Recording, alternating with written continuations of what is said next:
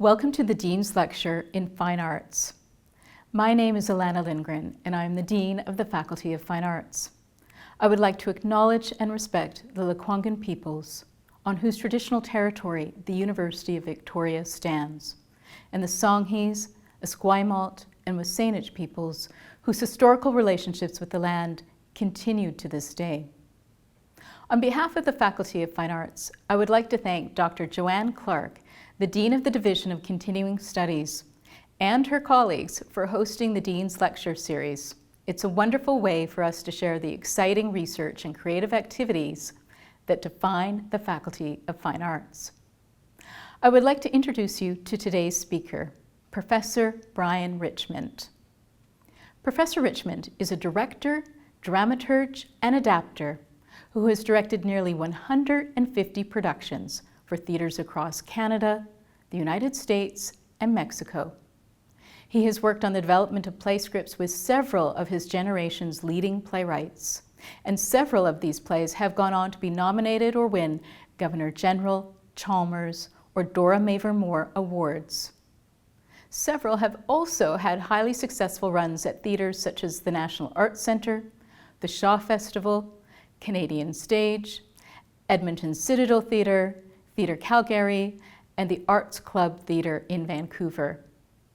Professor Richmond is the founding artistic director of Saskatoon's Persephone Theatre and Victoria's Blue Bridge Repertory Theatre, and he's also served as the artistic director at Montreal's Playwrights Workshop, Thunder Bay's Magnus Theatre, and Toronto's Theatre Passe Muraille.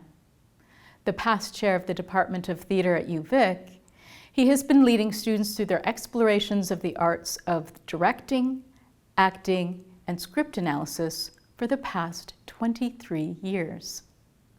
In today's lecture, Professor Richmond will take us step by step through his process of creating his current theatrical adaptation of Bram Stoker's 19th century masterpiece of Gothic horror, Dracula. By addressing the question of what obligations contemporary storytellers have in engaging with the iconic tales of another era, he poses the question of how to unleash the power and impact of these stories for new generations. By tackling head-on what he sees as our society's tendency to trivialize horror, he proposes that it is only by leading audiences on a genuine journey through terror that we can accomplish the escape into the light and healing contained in what he sees as one of our most optimistic approaches to storytelling. I hope you enjoy Professor Richmond's lecture.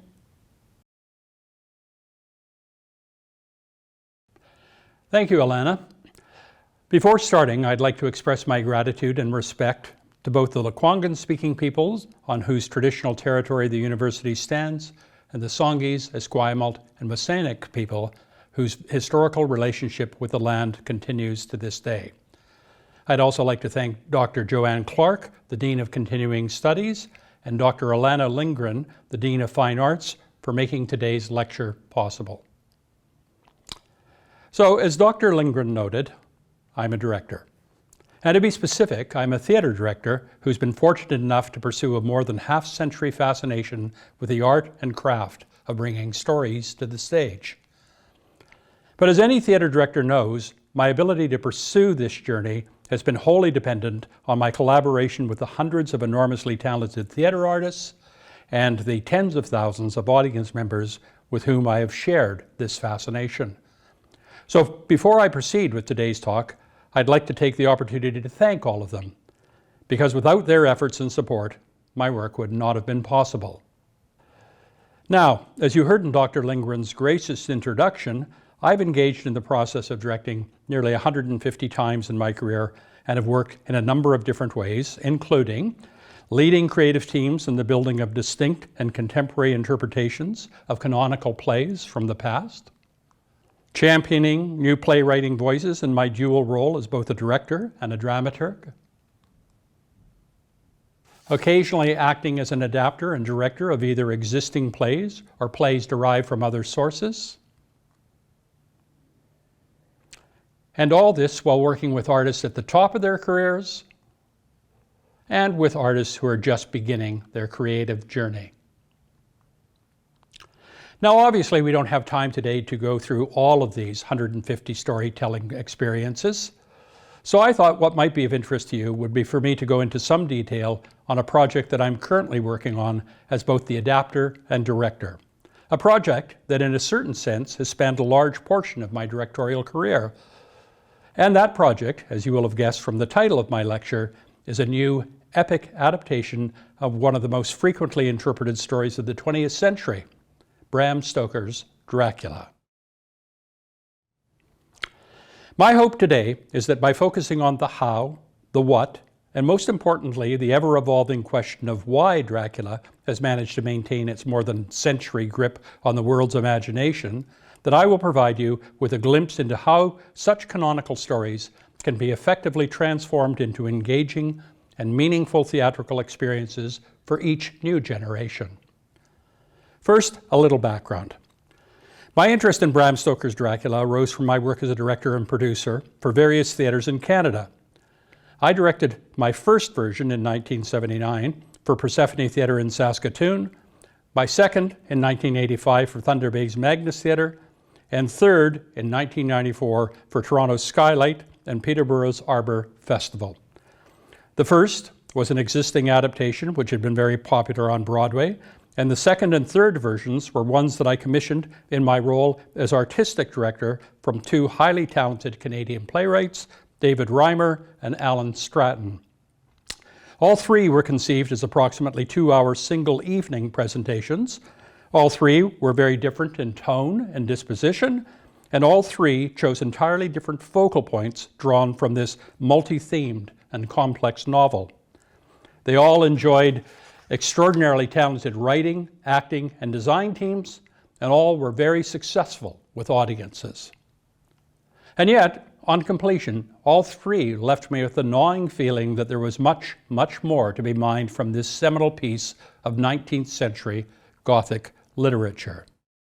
In my teaching at UVic, I try to emphasize what I see as both the interdependence and interplay between the development of the theatre artist's craft and their creative instincts. An idea that has guided me throughout my career was one that I took from my experience working as a young director-dramaturg with the great late playwright George Weah on his adaptation of the ancient playwright Aeschylus's Prometheus Bound. For those of you who have read or seen this foundational piece of Western drama, you may remember a point in the play where the title character proclaims that craft is far weaker than necessity. Well, by consciously decontextualizing and truthfully changing the original meaning of this line, I have, over the years, transformed this into my mantra on how the creative process works for theatre artists, or at least how it works for this particular theatre artist. In my recasting of the idea, necessity, or what I more colloquially think of as the gnaw, becomes the creative impulse that all storytellers must feel towards their subject. Well, craft is just that, the tools and the processes through which the artist shapes their story.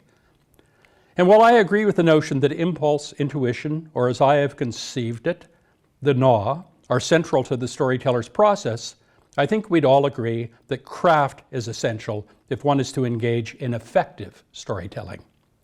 This being the case, it seems to me that one of the first questions most creative beings, and certainly I grapple with, is, which comes first, craft or necessity? Well, as I approach any new project, I will state up front that I almost always start by contemplating the craft or tools that will be required to translate the words on the page of a play script into effective storytelling. Let me be clear. This is not because of what I've referred to as the gnaw is not present in me as I start my journey with each new work, but I have learned or developed an approach which insists on giving the gnaw the time and space to first reveal and then to transform and metamorphosize itself into its full potential. Now, I realize and respect that this is not the same for all storytellers. And perhaps this is the case for me because of that which another of my early great mentors and influences, the late French physical theatre teacher Jacques Lecoq, suggested, and that was that in me, the creative process was possibly in reverse. What he was questioning in his Paris school in 1968 was my apparent need to approach the story from the outside before delving into an engagement with and a definition of that which comprises its vital beating heart. At first, his observations hurt. In a moment that likely meant little to him, but everything to the 21-year-old me, I took it that he was being critical of my core process and was accusing me of superficiality. But over time, in absentia, I've come to understand that his intent was possibly to merely help me gain insight into, and not to transform, my core approach as a storyteller.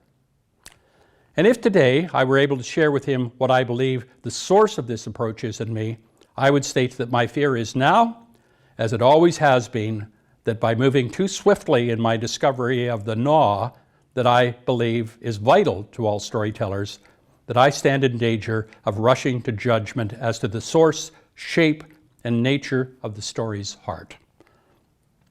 And that for those of us who work from existing text, which I as a theater interpreter most often do, that a cleaner, more disciplined, and ultimately more truthful approach may be to allow the sign to search for its cry.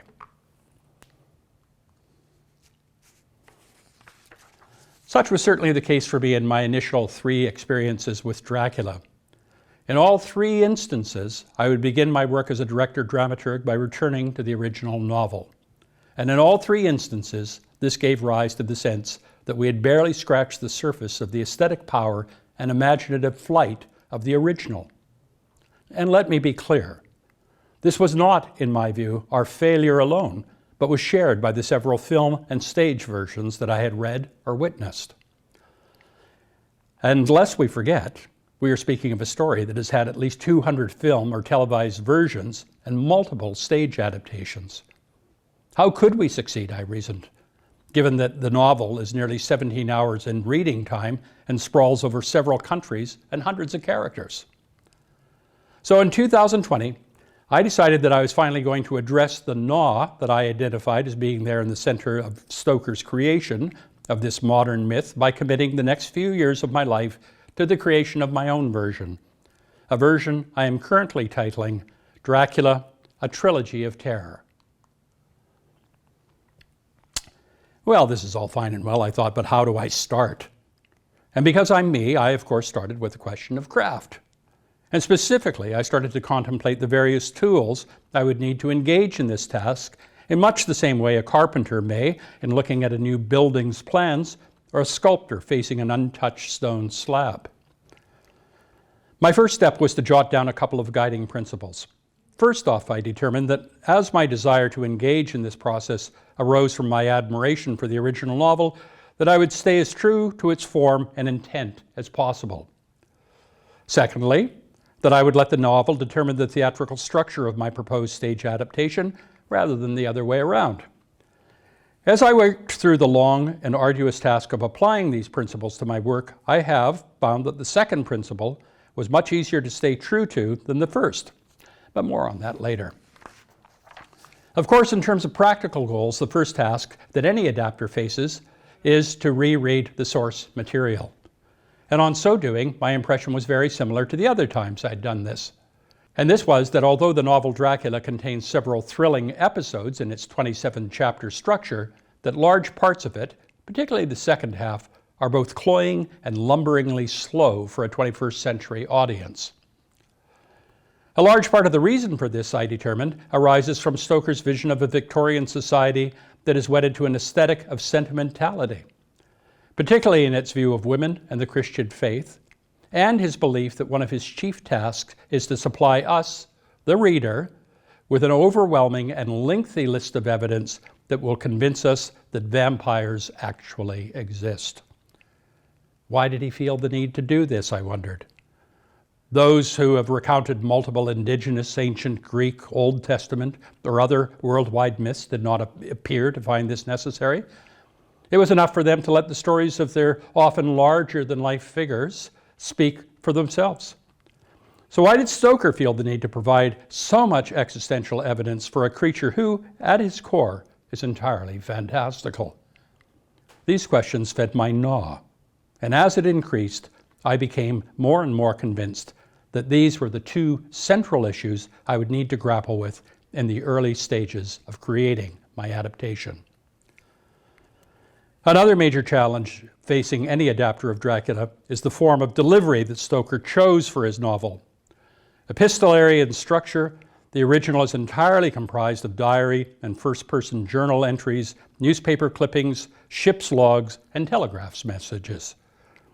In the theater, of course, the most common method of making stories come alive is to allow the story to unfold through the use of dialogue between two or more characters. But in theatrical terms, Dracula, in its original form, reads more like a huge mix of either one-person fringe shows or early Greek drama, which can be effective, of course, but would not